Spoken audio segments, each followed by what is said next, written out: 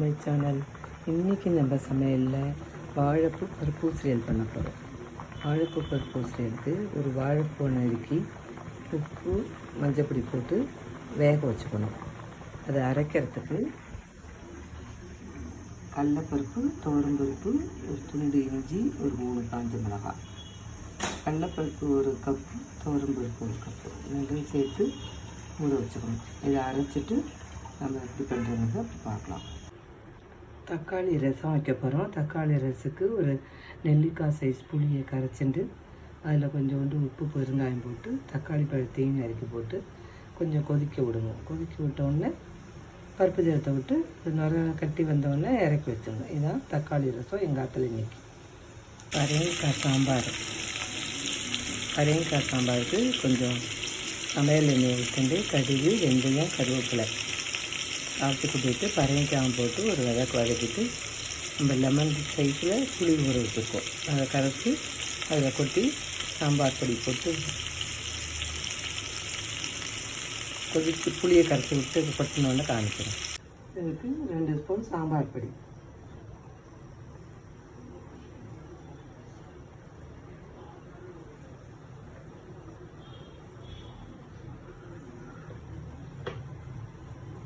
உப்பு,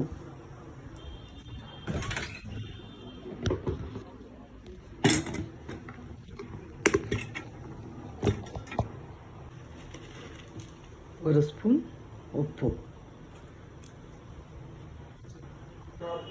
அதான் இது போட்டு நல்லா கொதித்த உடனே நம்ம பருப்பை போட்டு இறக்க வேண்டியதுதான். பரங்கிக்காய் சாம்பார் ரெடி. கொதிச்சத்து ஒரு அரை கரண்டி பருப்பு வேக வச்சுருக்கு. அது ஜலத்தோடு அப்படியே விட்டு இறக்கிடலாம்.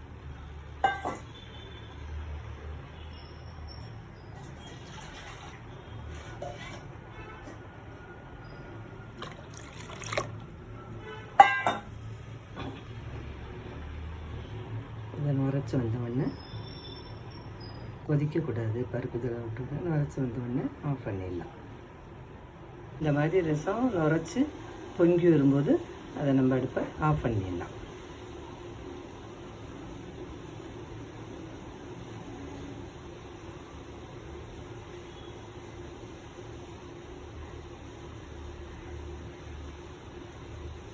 அவ்வளோதான். இந்த ரசத்துக்கு நம்ம வேறு எதுவும் போடலை. சாம்பார் பொடி தான், ரசப்பொடியெல்லாம் போடலை. தாளித்து கொட்டும்போது மிளகு ஜீரகம் தாளித்து கொட்டிக்கலாம் நெய்யில். அவ்வளோதான், நம்ம ரசம் ரெடி. இப்போ சாம்பார் கொதிச்செடுத்து அதுக்கு 2 கரண்டி வேக வச்ச பருப்பை அதில் கொட்டிடலாம்.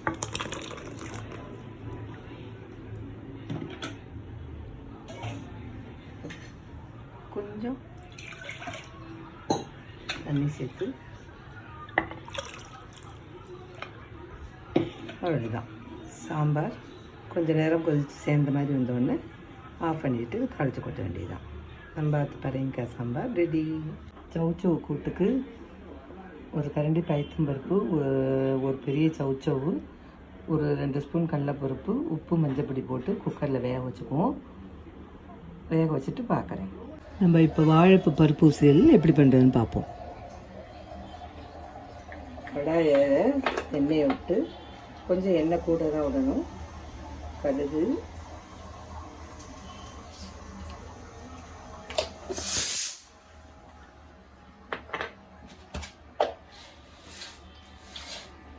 உளுத்தம்பருப்பு,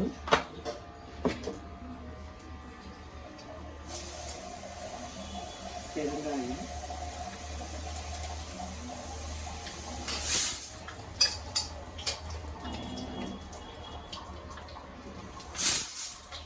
கடுகு எடுத்து பெருங்காயம் பொரிஞ்சிட்டு இப்போ நம்ம அரைச்சி வச்ச இந்த பருப்பை இதில் போட்டு வதக்கிக்கலாம் எண்ணெயில்.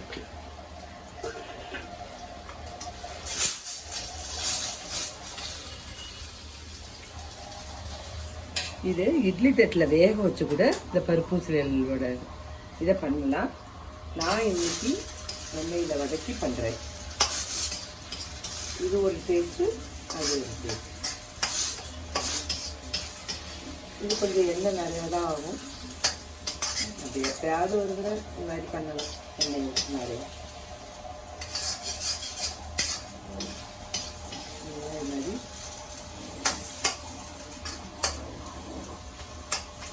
நல்லா வதங்கணும். நல்லா கொலன்னு வதங்கினோன்னு பார்க்கலாம். இப்போ நல்லா பலன்னு நல்லா வதங்கிட்டு இப்போ வேக வச்ச வாழைப்பூ போட்டுடலாம்.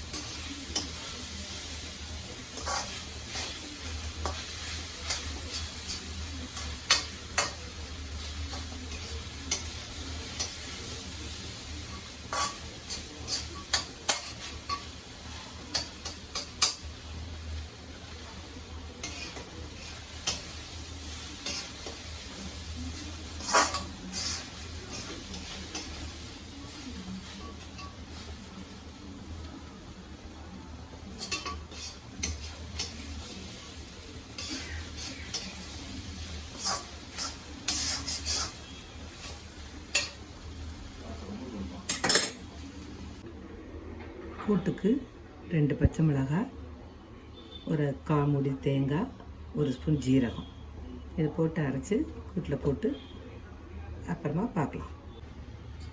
பொண்ணு நம்மளோட பருப்பு ரெடி ஆகிடுச்சு. சூப்பராக பொண்ணு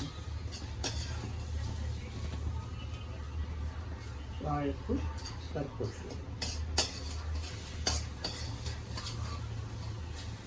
அடுப்பை ஆஃப் பண்ணிடலாம். நம்ம வச்ச கூட்டும் ரெடி ஆகிடுத்து.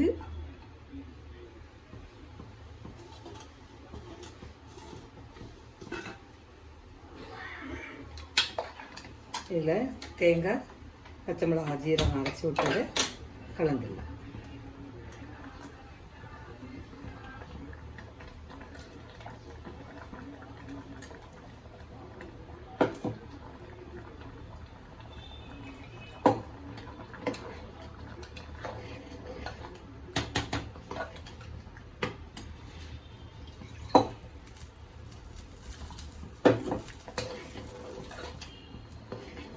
கொதி விட்டோன்னு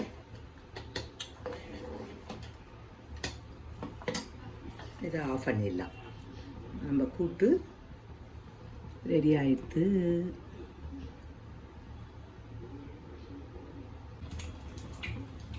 கூட்டுக்கு கடுகு, உளுத்தம்பருப்பு,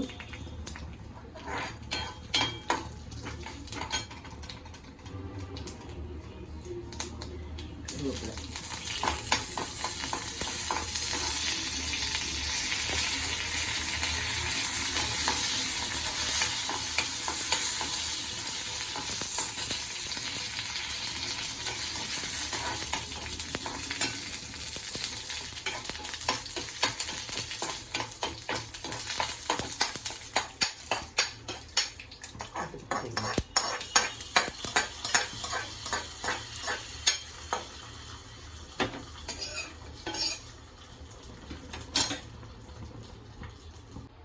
ரசத்துக்கு 1 ஸ்பூன் நெய்யை விட்டு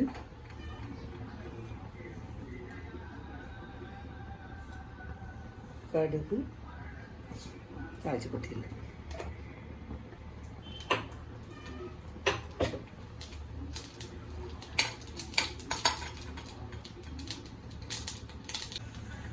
இதை கொஞ்சம் மஞ்சப்பொடி, கொஞ்சம் உப்பு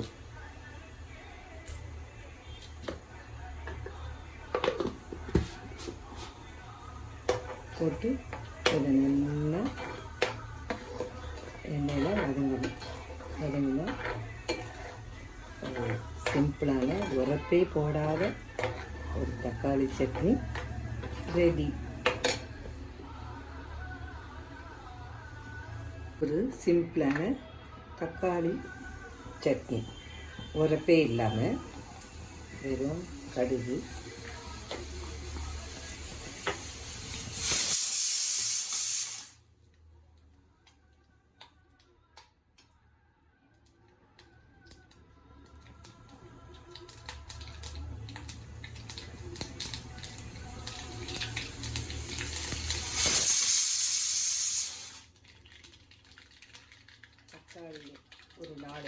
தக்காளி ஒரு வெங்காயம் இதை அரைச்சிருக்கேன். இதை அதில் விடலாம்.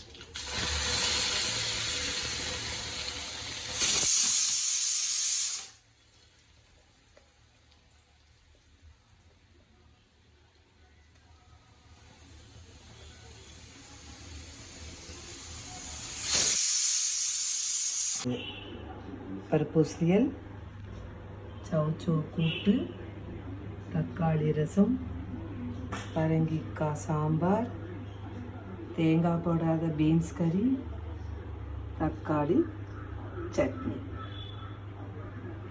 இன்னைக்கு இதுதான் நம்பாத்து சமையல். சமையல் எப்படி இருந்தது? நல்லா இருந்ததா? லைக் பண்ணுங்க, கமெண்ட் பண்ணுங்க, ஷேர் பண்ணுங்க, சப்ஸ்கிரைப் பண்ணுங்க. தேங்க்யூ.